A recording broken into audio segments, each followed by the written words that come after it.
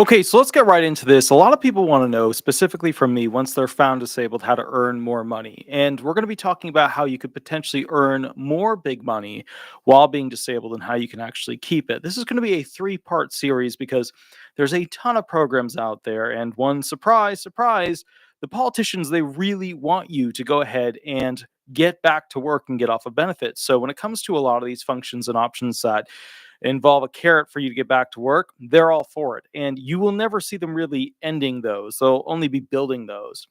One of the things that I've noticed is that a lot of people don't know the basic thing or the basic difference between essentially the 9-month trial work period and the extended period of eligibility.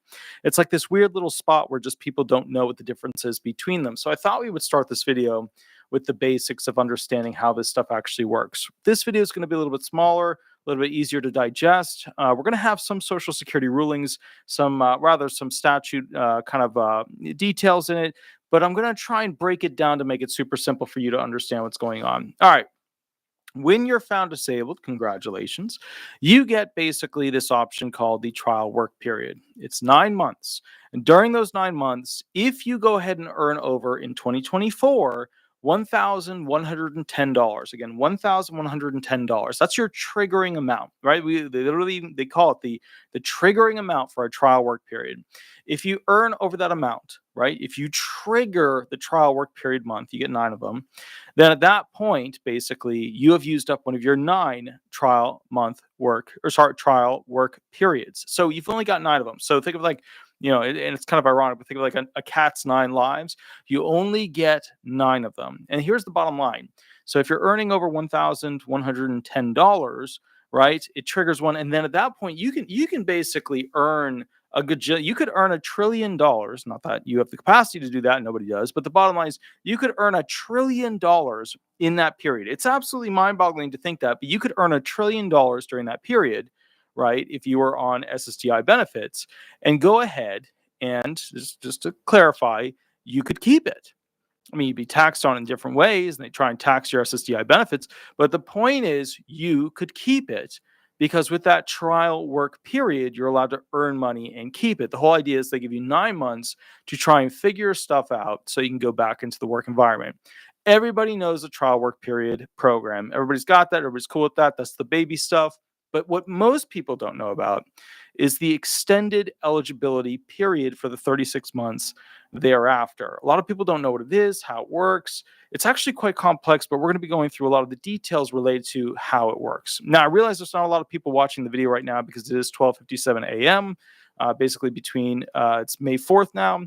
Let's get right into it so you guys kind of understand it. I'm going to be reading a cutesy document specifically from Indiana's Benefit Information Network 2023 Work Incentive Fact Sheet. And then we're going to go specifically to the statute sheet from the SSA website so that I can go into a little bit more nitty-gritty detail so that we increase the knowledge base on this whole extended period of eligibility. And remember, the whole idea of this video is how do you make big money and keep it with disability benefits? 3-part series. Here we go. What is the EPE, the extended period of eligibility? Okay. The extended period of eligibility is an additional 3 years, 36 months, of protection for your SSDI benefit check. It begins the month after your trial work period ends and continues for the next 36 months, whether you are working or not. All right. So let me go ahead and just summarize that real quick. Let's say you use a month, use months up, right? Use your 9th month. Let's say your 9th month is, let's say, February, right? So on February, you use your final 9th month of your trial work period. That means the next month in March, the extended period of eligibility will begin. So you go from your trial work period of 9 months, and then you use it up, and boom, right in March, you're going to be starting your extended period of eligibility, and it runs for 36 months. Cool. Now we got it. How it works. During the 3 years of the extended period of eligibility, the EPE, you must carefully track your earnings and report them to the Social Security Administration. They will be evaluating whether your countable gross earnings, okay, earnings before taxes are deducted, minus impairment-related work expenses, which we're going to do a video on that, and subsidies, right? Because those things can deduct how much you actually make. They can make it less so that it doesn't hurt you as much. Okay, are above substantial gainful activity. Okay, So basically, when you, and just so you know, 2024, 1550, $1,550. If you earn over 1550 and you are disabled, SSDI benefits we're talking about here, what happens is, okay, you're over SGA. Now, for SSDI people, you got 9 trial months. You can earn whatever you want. But then what happens after those 9 trial months? That's the extended period of eligibility. Okay. So if you earn over that $1,550, right, for SGA, then that means that you are now triggering your trial month periods, and then we get into the extended eligibility period thereafter. Now, I want you to remember something. This is totally important. $1,550 is substantial gainful activity for mental and physical impairments. But if you are blind, you get to earn up to $2,590. Again, $2,590. Now, remember, the SSA is kind of funny this way. The way it works is that there's 3 main categories of impairments. There's mental impairments, anxiety, depression, panic attacks, schizoaffective, PTSD, bipolar, whatever. Physical, right? Degenerative disease, degenerative joint disease. You could have a heart condition, and you could have a lung condition, whatever. Okay, cool. And then you have the third category, which is blindness. Okay, so blind people get a boost where they basically can earn significantly more before they hit SGA. So regular disabled people, mental and physical, they can earn up to $1,550. Blind people, they can earn up to $2,590. Cool. Now you've got that. Now we're going to keep rolling through this. What that means, okay, is that when the SSA determines that you are consistently earning over SGA, you will receive your SSI benefit check for that month, okay, and 2 more months. The SSA refers to these months as the grace period. Okay, so imagine we have our trial work period. We use up our 9 months, right? We made some money, we're doing good, we're over SGA now for those 9 potential months. And remember, the triggering amount is actually small. It's only $1,110. But let's just say, cool, we're over SGA for 9 months. Cool, now we go into extended eligibility period. During those 36 months, if you go ahead and earn over SGA, which for 2024 is $1,550. If you earn over that, then what happens is you can earn over that, and you have a 3-month total grace period. Because the whole idea is the SSA wants you to get off of disability benefits. The politicians want you to be off disability benefits. So they're going to throw whatever they can at you to help you with programs to get off of disability benefits. They're going to throw you some carrots here, some carrots there. This is a big, long 3-year carrot, okay? I'll read it to you again so you understand it again, so you get a good, strong grasp of it. During the remainder of the 36 months, okay, you will be entitled to your SSDI check when your gross earnings are below SGA, okay? When the SSA determines that you are consistently earning over SGA, you will receive your SSDI benefit check for that month and 2 more months. The SSA refers to these months as the grace period. Okay. During the remainder of those 36 months, the 3 years, you will be entitled to your SSDI check when your gross earnings are below SGA, below the 1550. So they're going to give you some grace months to earn above SGA, right? You earn above SGA. Cool. Awesome. Super dupe. Awesome. You get 3 months of doing that where they're not going to bug you. But then after that, you got to keep it under. You got to keep it under SGA. Okay. The SGA amount changes annually. Right now it's $1,550 for 2024. So it is important to keep informed about SGA earnings limits. But remember, no matter how much you are earning, if your disability causes you to either stop working or reduces your earnings below SGA during the EPE, which is the extended period of eligibility, your benefit check will start again when you notify your Social Security office of the change in your wages. So if you earn right above it and you got your 3-month grace period where you earn above it, if you come back down, right? If you come back down under it, they'll say, cool, no problem. We will cover you. We will continue to give you your SSDI check. No problem. Easy peasy. Now, think for a moment. Strategic stuff here. Why did they make it 3 months? because jobs that you're doing for more than 3 months start to get into that, well, maybe this is a job that's going to work out. But when they're only 3 months, that's like a failed work attempt. It's an unsuccessful work attempt, right? A UWA. What's a UWA? Well, they can't really use those as aggressively against you in court in or a hearing situation when basically you're trying to claim that you are disabled. Because if you only work a job for 3 months and then you get fired or you quit or you're this or you're that, but they're really looking for fired, well, then you didn't really learn that job too well because you're only working there for 3 months. So that is the linear thought pattern that they have with this idea of, look, you get 3 months grace period. Okay. 3 months grace period. We'll let it slide. Okay. All right. So bottom line is this: over in this category, you get 9 months of trial work period. Then you get your 36 months of extended period of eligibility. And then basically during that, you can have 3 months of basically a grace period of eligibility. Now, after your 36-month extended period of eligibility timeline is over. So let's say you do your 9-month trial work period, you do your last 9-month trial work period month, then you start your 36 months going down the extended eligibility period timeline. Then after 36 months of that, here's what happens. Okay. So after your 36-month EPE timeline is over, continue to track your earnings and report them to the SSA, which will be evaluating your work activity, earnings, and other applicable work incentives. If you are consistently able to earn over SGA following the 36-month EPE timeline, then they will end your Social Security disability insurance benefits. They'll end them because if you're always earning over SGA, which is a shit amount, it's only $1,550. If you're constantly earning over it after the 36-month period, then guess what? They don't want to give you the benefits. You're earning above the $1,550. They say, look, go back to work. You're working. You're not disabled. You're working.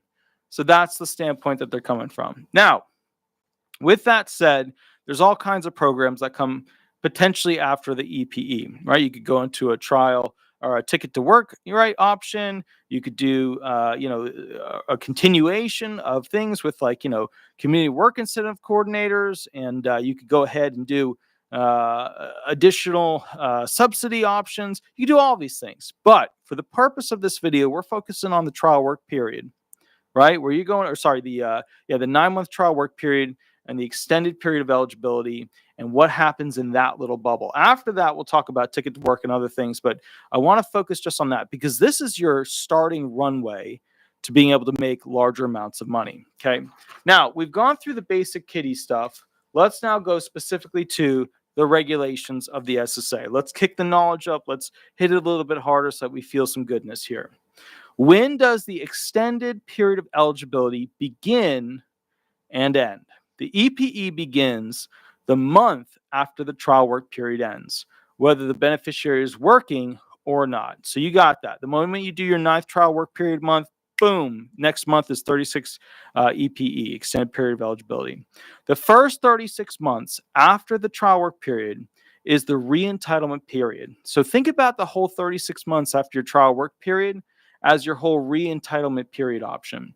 The re-entitlement period begins the month immediately following completion of the trial work period and ends the last day of the 36th month following completion of the trial work period, or the 15th month prior to 1988. Because in 1988, they basically were doing a switchover from you only getting 15 months. And then politicians said, whoa. We want to give them 36 months. We want to give them extra time because we want to get all these disabled people off of the disability program. We don't want to pay for them. All right. Now, with that said, there is a caveat, right? So basically, this whole thing ends the last day of the 36th month following completion of the trial work period, unless there's a prior medical cessation determination that previously terminates the benefits. So at any point during that 36-month eligibility period, the SSA could come to you and do a CDR and say, hey, whoa, we don't think you're disabled anymore. You're doing great. You're a therapist. You're a psychiatrist, you're PCP, you're this doctor, that doctor. They're all saying you're improving. Oh, improved for that impairment, improved for that impairment. Boom. You get hit with what's called a medical cessation determination, which is just fancy terminology for saying they think you improved to the point that you're no longer disabled under the rules and regulations. Now, Non-disability related events, such as a death or attainment of full retirement age, also will terminate the extended period of eligibility. Note, the extended period of eligibility may last indefinitely beyond the re-entitlement period if a beneficiary with a disability impairment never engages in SGA. In such cases, the EPE continues until the beneficiary either engages in SGA or we find that the beneficiary is no longer disabled. So put another way, if you never use up your trial work period, those 9 months, then you never start your extended eligibility period. So remember that. Those months, those triggered trial work period months, they're very, very important. They're going to give you an example. Tom completes his trial work period in 12 of 2004 and continues to work at an SGA level throughout his extended period of eligibility. His disability benefit cessation month is 01/2005. Okay, so just to clarify, in December of 2004, he does his last month of his 9-month trial work period. So then the next month is January, right? It's next year, January of 2005. That's where he starts his EPE, extended period of eligibility. Benefits are payable for 01 January 2005 through 03 2005, the month of cessation and the 2 following months. His EPE 36-month re-entitlement period begins with the first month following the completion of the 9-month trial work period, 01/2005. So just to clarify, just to make it simple for everybody, you do your 9-month trial work period, right? You're doing your last month at the end of 2004, December. Then in January, you get your 3-month grace period. We'll still pay out the check if you're earning over SGA. Okay, cool. Now, here's the deal, okay? Let me read this part again because I want to get you ramped up on it. His EPE, extended period of eligibility, 36-month re-entitlement period. So the whole 36-month, the whole 3-year period where you become re-entitled begins with the first month following the completion of the 9 trial work period months from 01/2005 and ends the last day of the 36-month period following the trial work period. So what is 3 years after January of 2005? It would basically be December of 2007. In this example, Tom continues to work at SGA levels. His benefit termination month, when they would kick him off of disability benefits, is 01/2008. Okay, so what they're saying is that Tom continues to work at SGA levels. His benefit termination month would then be 01/2008.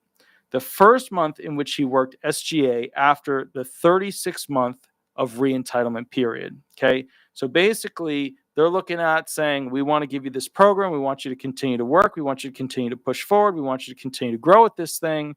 And then after this, period, okay, we're going to snatch those benefits back. Now, he could have gone through that period and shown improvement.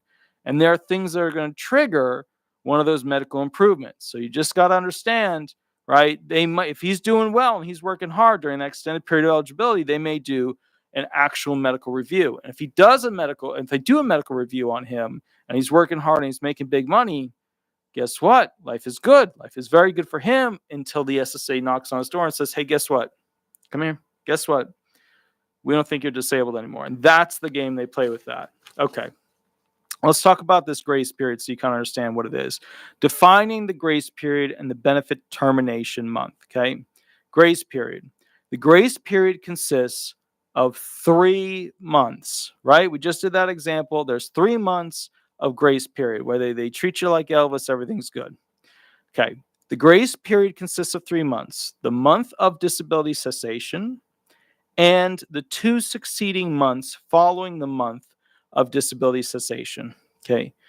They pay benefits for all months during the grace period, regardless if months are SGA or non-SGA. Okay. So just to clarify, that's an important part here. They pay the benefits for all months during the grace period. So let's say you finish your 9th month of trial work period, right? Okay, so you finish your 9th month. Then we go to the 10th month and the 11th month and the 12th month. So 10, 11, 12. Whether you're earning SGA or not, whether you're earning massive big money or not, they give you those 3 months. So you got those 3 months. Life is good. They give you the 3 months, okay? Now, what is BTM? The BTM occurs after the grace period. The BTM is the benefit termination month. That's the shitty month. That's the bad month. That's the month that you're not happy. Let's go through this real quick. The BTM, or the benefit termination, occurs after the grace period and indicates when eligibility to Title II disability benefits ends. The BTM is the first month that disability benefits cannot be paid after the extended period of eligibility's re-entitlement period. All right, so let me kind of break this down real quick. 9th month of trial work period is worked. Now we know 10, 11, 12, you got a grace period. 10th month, 11th month, 12th month, you got a grace period. They're going to give you your money anyways. But then on that 13th month, that 13th month is shit, because that means if you're still earning SGA at that point, right, that is the first month that they can cut off your benefits. It's called the benefit termination month, the BTM. All right, cool. Now you got it. Determining the BTM during the EPE, the extended period of eligibility, when the impairment severity continues. All right. Notice how they said when the impairment severity continues. That means that you are still severely disabled under their rules and regulations. All right. How to determine the BTM during the EPE. Okay. How to determine the bad month, the benefit termination month. Okay. During the extended period of eligibility. All right. SGA cessation within the first 36 months of the extended period of eligibility. Okay, that's what we're going to go over. I'm going to explain to you how this works and give you the example. Okay, so let me just spell out what that is. SGA, $1,550, substantial gainful activity, $1,550. That's what you earn per month and more. Cessation means they're pulling away your benefits. They're taking away your benefits within the first 36 months of the extended period of eligibility. Okay, so we're about to learn if you earn 2 months during the extended period of eligibility, what will happen when they go ahead and look at you earning too much and killing off your benefits during those 36 months. Here we go. When a beneficiary's disability ceases because of SGA prior to the 36th month of the extended period of eligibility, the BTM, or the benefit termination month, is the first month of SGA where you're earning over the $1,550 after the 36th month's re-entitlement period. Okay? The grace period months are within the 36 months re-entitlement period. They give an example. I'm going to spell out the example instead of going through that because the example makes it easier. All right, here we go. Example. A beneficiary performs SGA in months 16, 17, and 42. Let's go through it again. A beneficiary, person like you, disabled, earns more than $1,550 in months 16, 17, and 42 of that extended period of eligibility. Okay?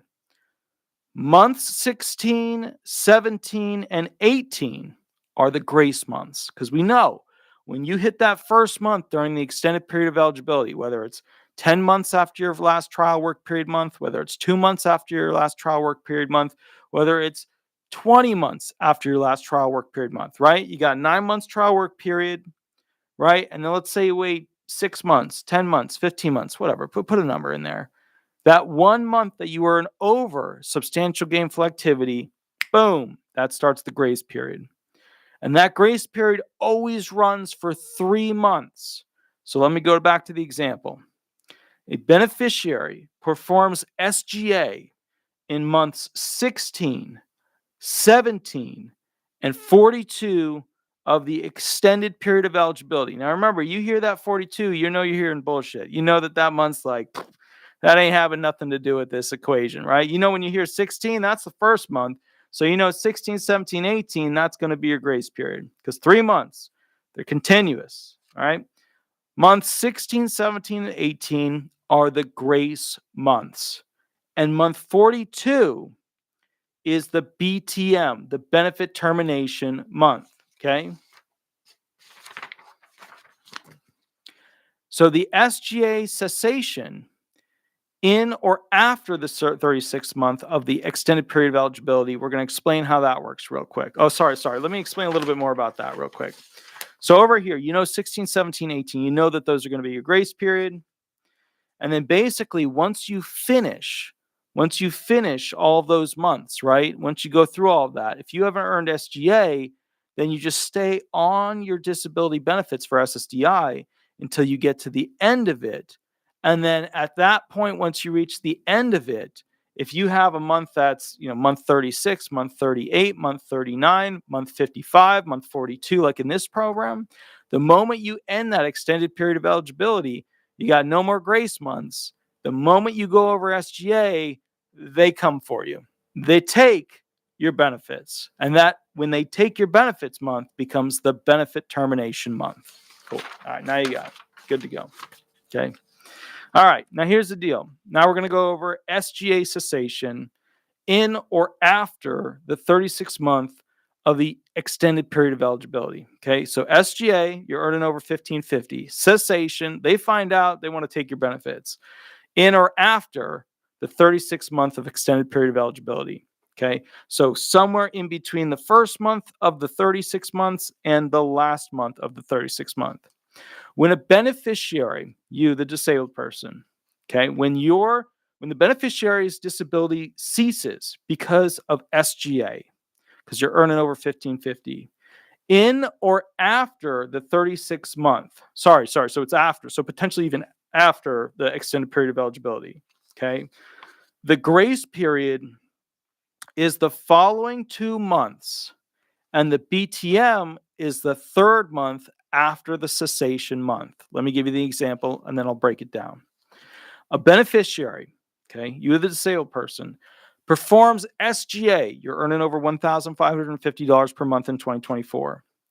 Okay, you're performing this SGA. You're earning this money in month 36, the last month of the extended period of eligibility, right? You get 36 months. It's the last month. Month 36, 37, and 38 are the grace months.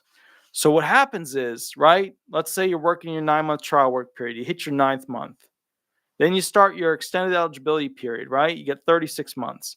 You don't work for SGA until that last stinking month, that last 36th month. Well, that means your grace period is now the 36th month, 37th month, and 38th month. Now, if you're earning SGA on the 39th month, then they're going to take your benefits away. That's how it works, because you still get those 3 months, even if it's on the last month of the 36 months. Okay, cool. Now you got that.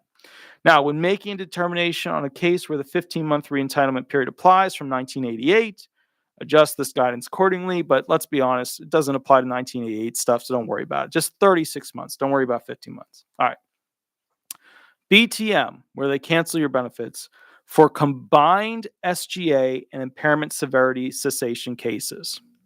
When there is an SGA, you're earning $1,550 cessation, and the Disability Determination Services, DDS, or unless you're from Georgia and you're special, DAS, finds medical improvement.